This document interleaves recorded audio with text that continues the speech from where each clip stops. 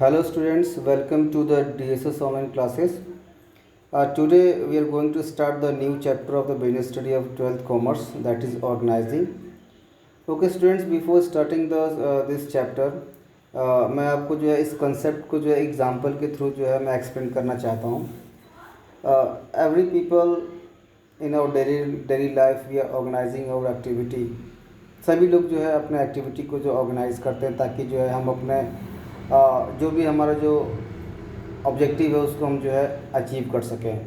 ठीक है, एक एग्जांपल दे रहा हूँ. सपोज स्कूल हैं, आप स्टूडेंट्स हैं, आपका मैक्सिमम टाइम जो है स्कूल में आप स्पेंड करते हैं. तो स्कूल के अंदर बहुत सारे फंक्शंस होते हैं, स्पोर्ट्स गेम होता है, एनुअल फंक्शंस होता है. ठीक है, तो हम एक एनुअल फंक्शंस का एग्जांपल लेते हैं. तो उसमें क्या है कि जो भी एनुअल फंक्शंस का जो सुपरविज़न होता है वो उस स्कूल के जो है प्रिंसिपल जो होते हैं वो करते हैं. ठीक है, तो जो प्रिंसिपल की रिस्पॉन्सिबिलिटी ये होती है कि भाई देखिए फंक्शंस जो भी हो, एनुअल फंक्शंस हो रहा है उसके अंदर जो है डिफरेंट वर्क्स होते हैं.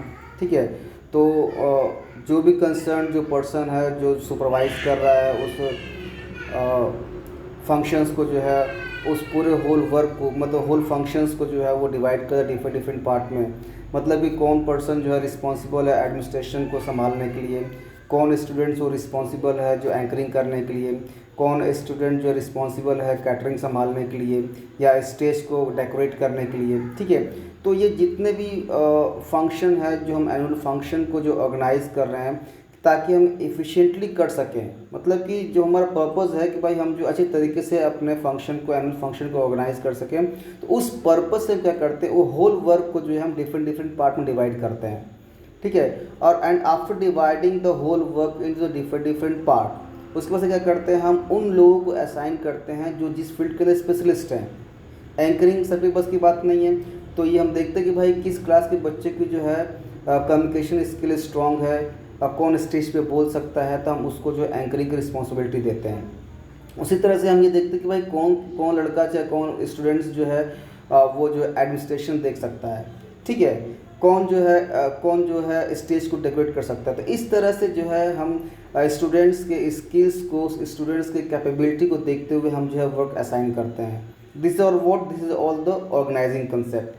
ठीक है स्टूडेंट्स, आपकी बुक में भी दिया हुआ है ऑर्गेनाइजिंग का जो है एक विप्रो का केस दिया हुआ है. इसमें बताया गया है कि विप्रो जो है किस तरह से जो एक जाइंट कंपनी बना है आईटी सेक्टर के अंदर. विप्रो ने जो है अपने स्ट्रक्चर को जो है चेंज किया. स्ट्रक्चर मतलब organizational structure, it is also a part of the organizing. अभी हम लोग पढ़ेंगे. ठीक है, उसने जो है लाइन ऑफ प्रोडक्ट के बेस पर जो है उसने अपने स्ट्रक्चर को चेंज किया है. ऑपरेशनल से जो है उसने जो डिविजनल स्ट्रक्चर को अडॉप्ट किया है, उसने सेंट्रलाइज से जो डिसेंट्रलाइजेशन की ओर मूव किया है. ठीक है, तो these are all the part of the organizing. तो इस कारण से जो है विप्रो जो है जाइंट कंपनी बना है आईटी सेक्टर के अंदर अराउंड द वर्ल्ड. तो इस चीज़ को देखते हुए ये तो एक जनरल फॉर्म में मैंने आपको बताया as a layman what is the meaning of organizing, but you are the student of the commerce. ठीक है, तो हम फॉर्मली जानेंगे कि ऑर्गेनाइजिंग का मतलब क्या होता है. आपके जो है डिस्प्ले हो रहा है मोबाइल के अंदर. What is the concept of organising. देखिए, concept organising means management function of organising. ये आपका जो सेकंड फंक्शन है मैनेजमेंट का. तो management functions of organising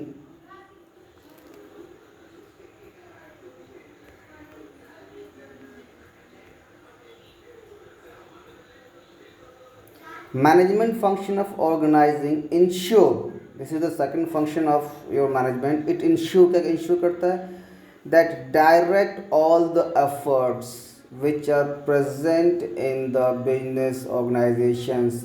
all the efforts का मतलब होता है there are various department in the organizations like HR department, like sales department, finance department. ठीक है, तो ये इन सब के एफर्ट को जो है क्या करता है वो डायरेक्ट करता है for the attainment of the organisational goal. ठीक है, अब किस तरह से डायरेक्शन प्रोवाइड करता है in such a manner that resources are optimally used. Resources को जो है हम जो है ऑप्टिमली यूज कर सकें and people work effectively and collectively. ठीक है, कलेक्टिवली का मतलब देखिए अभी हम लोग पढ़ेंगे कलेक्टिविटी का मतलब क्या है कि देखिए ऑर्गेनाइजिंग के अंदर क्या है कि हम जो है अथॉरिटी एंड रिस्पॉन्सिबिलिटी जो है का रिलेशंस क्रिएट करते हैं. ठीक है। ऑर्गेनाइजिंग के अंदर क्या होता है कि हम जो एक सिमिलर नेचर की जॉब को जो है हम जो है एक ग्रुप में उसको जो हम कन्वर्ट कर रहे हैं, that is known as departmentalization. तो ये जितने भी चीज़ें हम जितने भी पॉइंट्स जो हैं हम डिस्कस करेंगे अभी आगे चल के। सो रिसोर्सेज आर ऑप्टिमली यूज्ड, हम ताकि हम देखिए जैसे अभी मैंने आपको एग्जांपल दिया था, अभी जो मैंने एनुअल फंक्शन में मैंने एग्जांपल दिया था कि हम जो है हर एक वर्क को जो है हम क्या कर रहे हैं, पूरे होल वर्क को हम डिफरेंट डिफरेंट ग्रुप में जो है उसको हम सब डिवाइड कर रहे हैं और उन्हीं लोगों को असाइन कर रहे हैं जो उस वर्क के अंदर जो है परफेक्ट है। ठीक है, क्यों कर रहे हैं? ताकि हम उन रिसोर्सेज को जो है बेस्ट यूटिलाइजेशन कर सकें। फॉर एग्जांपल मैंने आपको एग्जांपल दिया था कि एंकरिंग, ठीक है, तो एंकरिंग वही कर रहा है जो उसमें परफेक्ट है, तो हम उसको जो है उसका बेस्ट यूटिलाइजेशन कर रहे हैं, उस पर्सन का हम बेस्ट यूटिलाइजेशन कर रहे हैं। जो पर्सन जो है डेकोरेशन में परफेक्ट है हम उसको यूटिलाइजेशन कर रहे हैं, उसका बेस्ट यूटिलाइजेशन कर रहे हैं। ठीक है, वह चीज़ बता रहा है रिसोर्सेज आर परफेक्टली या optimally used and people work effectively and collectively. So what is the ultimate result of the ultimately organizing is a means for translating plan into action. जो भी हमने जो हमारा पहला फंक्शन है मैनेजमेंट का plan, उस प्लान को हम क्या करते हैं, एक्शन में हम ट्रांसलेट करते हैं।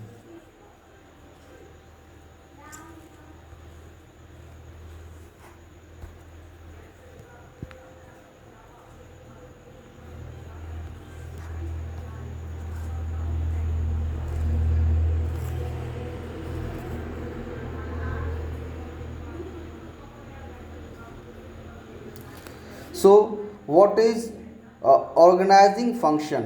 Organizing functions leads to creation of organization structure।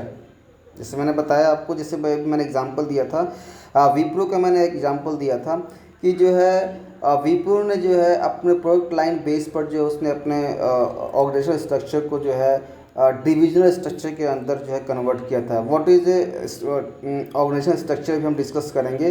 There are two type of organization structure on the base of the operation and the base of the divisional. ठीक है, और डिविजनल जो होता है हमारा प्रोडक्ट लाइन के बेस पर होता है। तो वही कह रहा है यहाँ पर कि with the help of the organization function के थ्रू पे करते हैं हम अपने ऑर्गेनाइजेशन को एक स्ट्रक्चर प्रोवाइड करते हैं on the base of the product line और the base of the function that include designing of role to be filled by suitably skilled people. ठीक है, तो जो अभी मैंने एग्जांपल देखिए, जो मैंने एग्जांपल पहले आप छोटे लेवल पे समझिए, फिर हम जाके इसको फॉर्मली समझेंगे। तो जैसे अभी मैंने एग्जांपल दिया था कि हम क्या कर रहे हैं, जो हमने फंक्शन को जो हम एनुअल फंक्शन को जो है हम परफॉर्म करने जा रहे हैं, उसमें क्या कर रहे हैं, हम एक स्ट्रक्चर तैयार कर रहे हैं। स्ट्रक्चर मतलब कि एक हायरार्की तैयार कर रहे हैं कि कौन सा पर्सन जो है कौन सा वर्क करेगा। तो ये क्या इंडिकेट करता है कि डिज़ाइनिंग द रोल, हम रोल को डिज़ाइन कर रहे हैं, कौन सा पर्सन जो है किस जॉब को परफॉर्म कर रहा है। We are designing the role with the help of the organizing functions to be filled by a suitably skilled people. और उस वर्क को जो है वो कौन करेगा, जो पर्सन उस वर्क में स्किल्ड होगा, एक्सपीरियंस्ड होगा, वही उस जॉब को परफॉर्म करेगा। And defining the interrelationship between these roles so that ambiguity in performance of duties can be eliminated is very important। देखिए क्यों हम जो है रोल को डिफाइन कर रहे हैं, क्यों हम जो है उसी पर्सन को हम जो वर्क प्रोवाइड कर रहे हैं जो उस फील्ड के अंदर एक्सपीरियंस्ड हो, उस फील्ड के अंदर परफेक्ट हो, ताकि जो है it define the inter relation between these roles. ठीक है, मतलब कि हम जो है एक्सप्लेन कर सकें कि भाई आपका ये जिम्मेदारी है, आपका जो है एडमिनिस्ट्रेशन की जिम्मेदारी है, मतलब कि हम एक फिक्सिंग कर रहे हैं, रिस्पॉन्सिबिलिटी को फिक्स कर रहे हैं, ताकि जो है आगे चल करके जो है उनको कोई कन्फ्यूज़न ना हो अपने जॉब को परफॉर्म करने के लिए। ठीक है, सपोज़ कर लो जैसे कि भी हम लोगों ने फॉर एग्ज़ाम्पल कि हमने फिक्स नहीं किया है, ठीक है, कि भाई आपको ये काम करना है, आपको ये काम करना है। तो एक बंदा जो है चाहे एक स्टूडेंट से जो है दो काम, एक ही काम को दो लोग कर रहे हैं। ठीक है, तो यहाँ पे क्या कन्फ्यूज़न हो रहा है, यहाँ पे क्या हो रहा है, कन्फ्यूज़न हो रहा है because we are not designing the role. और हम जो सुटेबल पर्सन को हम जो है फिक्स नहीं कर रहे हैं जॉब को। इस कारण से क्या हो रहा है कि हमारा जो है वर्क जो है कन्फ्यूज़न में है। 2 लोग पहुंच गए एक काम करने के लिए, 3 लोग पहुंच गए एक काम करने के लिए, because we are not fixing the role, we are not designing the role. ठीक है, इस कारण से जो है जो एम्बिग्यूटी है इन performance of duties can be eliminated. जब हम फिक्स कर देते हैं, रोल को फिक्स कर देते हैं, रिस्पॉन्सिबिलिटी को फिक्स कर देते हैं, जो कन्फ्यूज़न जो है वो दूर हो जाता है और हम अपने वर्क को जो है इफ़ेक्टिवली हम कर सकते हैं। So the interrelationship between these roles so that ambiguity in the performance of duties can be eliminated, and also for clarification of extent of authority as well as responsibility for result। ठीक है, it is very important। देखिए whenever जब हम responsibility हमने उसको दे दिया, ठीक है, तो वो अकाउंटेबल अपने वर्क के लिए। अगर हमने रिस्पॉन्सिबिलिटी नहीं दिया है, 2 लोगों के बीच में कन्फ्यूजन है, हमारे प्रिंसिपल ने कहा कि भाई आपको एडमिनिस्ट्रेशन देखना है, लेकिन जो है उन्होंने किसी को फिक्स नहीं किया है। बस उन्होंने कहा, प्रिंसिपल ने कहा कि आपको एडमिनिस्ट्रेशन देखना है, टीचरों को एडमिनिस्ट्रेशन देखना है। मैं एग्जांपल दे रहा हूँ, इट वेरी कॉमन एग्जांपल, और एक्चुअली में होता भी है हर एक स्कूल के अंदर, कि प्रिंसिपल ने बोला कि देखिए कल एनुअल फंक्शन है, ये आप लोगों की जिम्मेदारी है कि आप जो है एडमिनिस्ट्रेशन देखिए।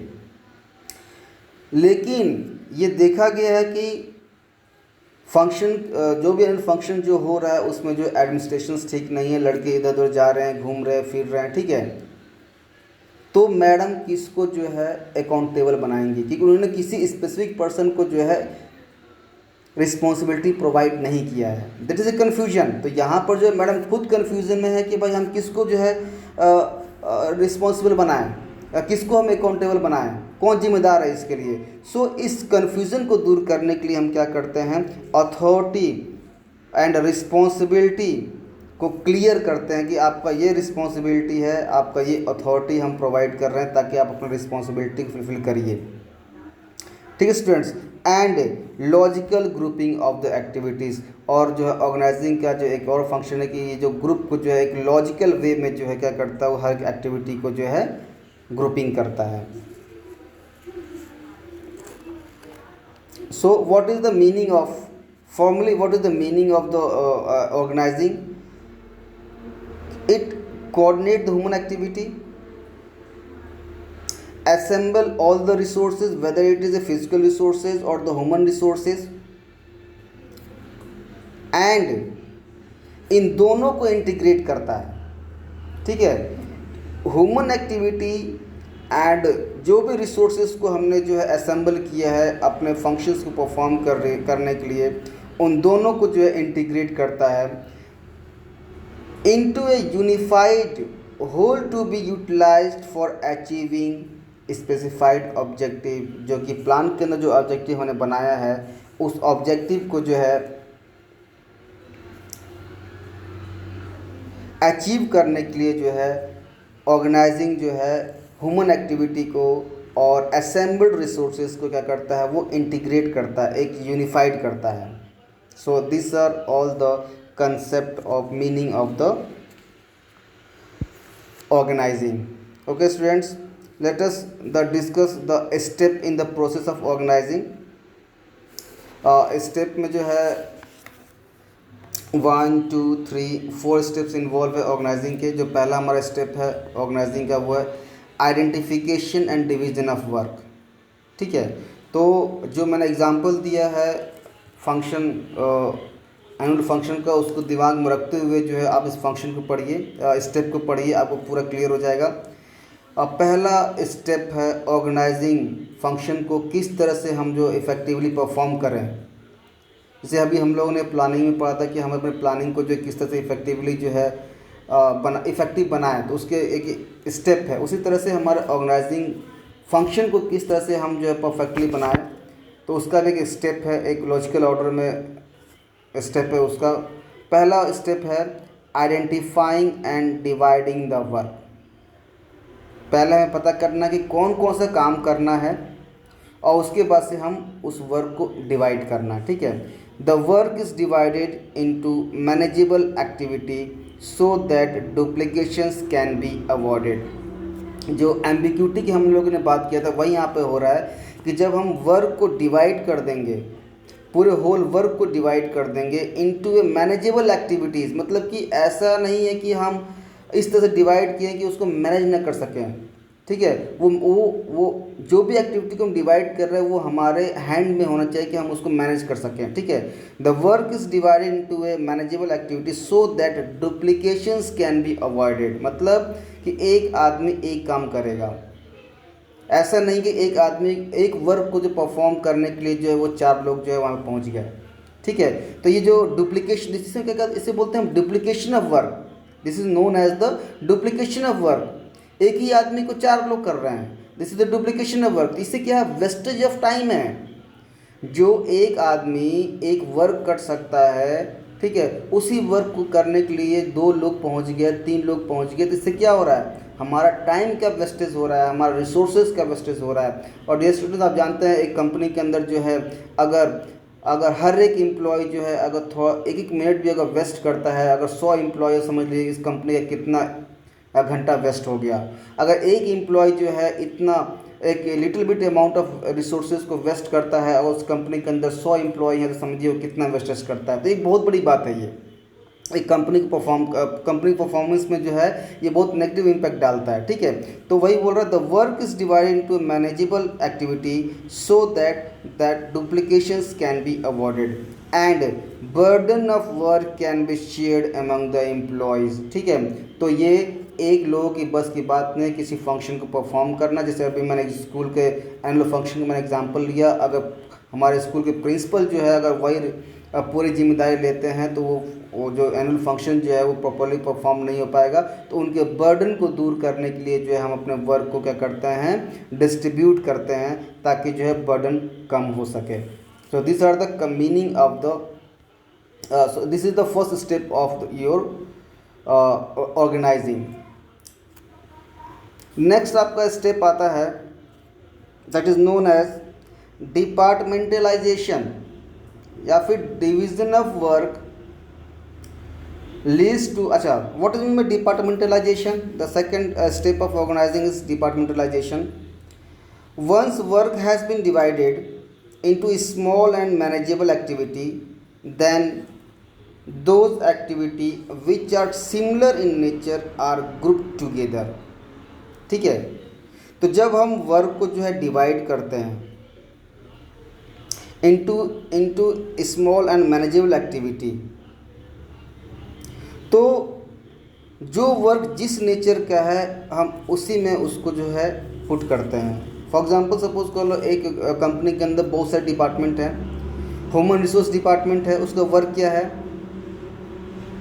जो एचआर डिपार्टमेंट कंपनी का उसका वर्क क्या होता है? उसका वर्क यही होता है कि भाई हम जो है अपने एम्प्लॉय को ट्रेनिंग प्रोवाइड करें, रिक्रूटमेंट करें, सिलेक्शन करें, उसके अटेंडेंस को देखें, उसके सैलरी को देखें. ठीक है, तो जितना भी वर्क जो है एक एचआर से रिलेटेड है उस पूरे वर्क को जो हम एचआर डिपार्टमेंट में रखें. फाइनेंस डिपार्टमेंट में क्या वर्क है? As and when fund is required by the management उसको अवेलेबल कराना. ठीक है, तो उससे फाइनेंशियल से रिलेटेड जितने भी एक्टिविटी है उसको फाइनेंशियल डिपार्टमेंट के अंदर डालें हैं. This is known as the departmentalization. ठीक है, वही बता रहा है once work has been divided into small and manageable activity, then those activities which are similar in nature are grouped together. Such set facilitate specialization, and this grouping process is called departmentalization. Departments can be created using several criteria as a basis of the nature of the work. जैसे मैंने बताया आपको, financial department हो गया, production department हो गया, sales department हो गया, एचआर डिपार्टमेंट हो गया. तो नेचर के बेस पर जो है हम वर्क को क्या कर रहे हैं, डिवाइड कर रहे हैं, और उसके बाद से जो है सिमिलर नेचर के वर्क को जो है हम जो है अलग अलग ग्रुप के अंदर डिवाइड कर रहे हैं. That is known as the departmentalization. ठीक है, अच्छा डिपार्टमेंटलाइजेशन का फ़ायदा क्या है? देखिए आपके मोबाइल में जो है डिस्प्ले हो रहा है. इसका what is advantage of the departmentalisation? पहला है आपका ग्रेटर इनपुट. एडम स्मिथ ने जो है एक सर्वे किया जिसमें लिखा हुआ है Adam Smith illustrated a study where one person could manufacture 20 pins a day. उसने जो इलस्ट्रेट किया कि एक पर्सन जो है किसी कंपनी के अंदर जो है वो दिन भर में 20 पिन्स जो है बना रहा है। इफ़ ही वर्कड अलॉन, अगर वो वर्क अकेले कर रहा है। Production of pin was broken into sub activity. अब क्या कर रहा है, और उस प्रोडक्शन ऑफ पिन को जो है अब डिफरेंट पार्ट में जो है उसको डिवाइड कर रहा है into sub activity where each person carried out by the specialized person. तो जो पिन बनाना है तो पहले एक पर्सन बना रहा है तो वो दिन भर में जो है 20 पिन्स को प्रोड्यूस कर रहा है, ठीक है। अब एडम स्मिथ ने क्या किया, इसको जो है उसने जो है उस पिन को बनाने में बहुत सारे फंक्शंस परफॉर्म होते तो उसको जो उसने डिवाइड कर दिया, पूरे होल एक्टिविटी को जो है सब डिवाइड कर दिया। Where each person carried out the following specialized task, ठीक है। और उसने जो सब डिवाइड किया है उस वर्क को जो है अलग अलग पर्सन परफॉर्म कर रहे हैं जो उस फील्ड के अंदर स्पेशलिस्ट हैं। For example drawing out the wire, straightening the wire, सीधा करना, cutting the wire, grinding the point, polishing it, putting the pin and head, putting the pin head and so on.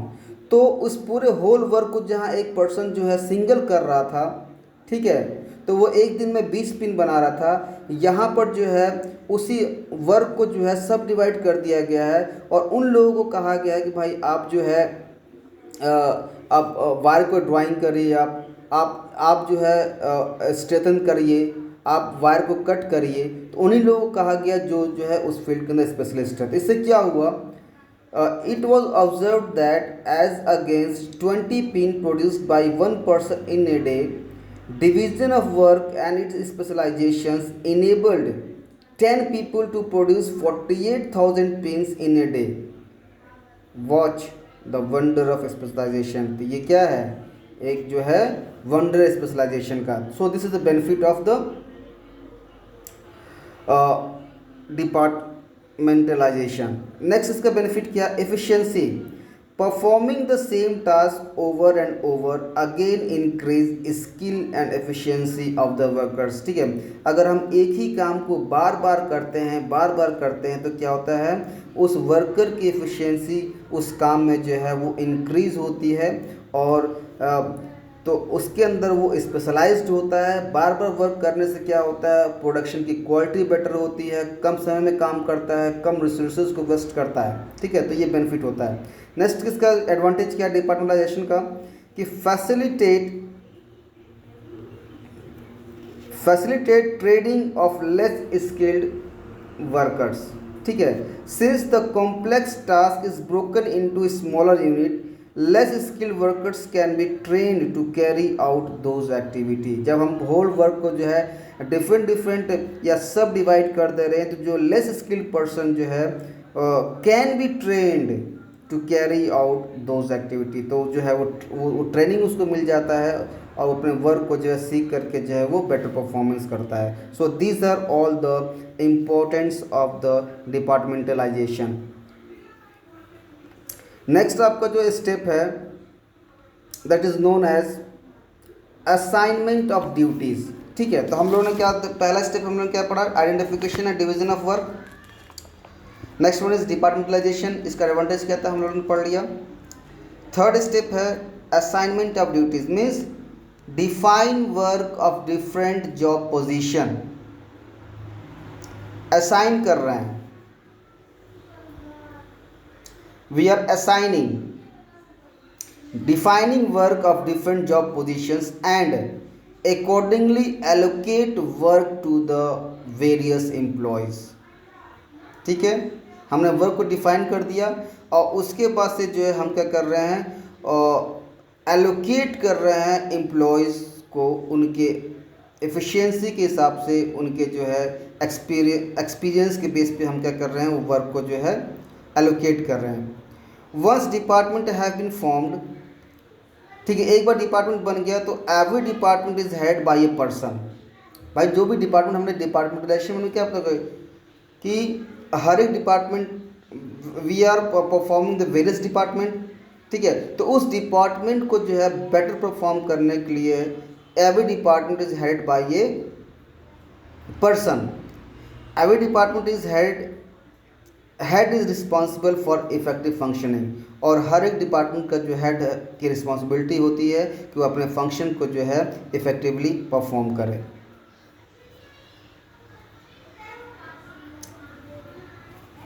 Next जो last step है आपका organizing function, that is establishing reporting relationship. It is very important. देखिए, बस merely जो है हम क्या allocate कर दिए वर्क को, ये इनफ नहीं है। ठीक है, हमको जो है रिपोर्टिंग रिलेशनशिप इस्टेब्लिश करना है। इट मीन्स दैट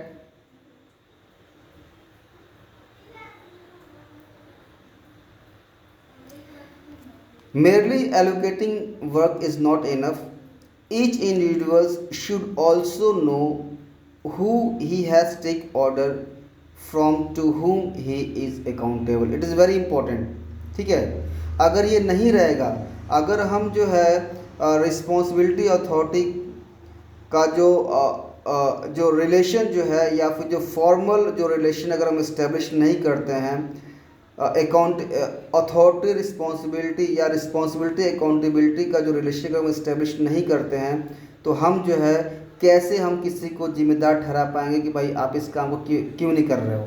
ठीक है, each individual should also know who he has to take order from, to whom he is accountable. Department head delegate authority and responsibility.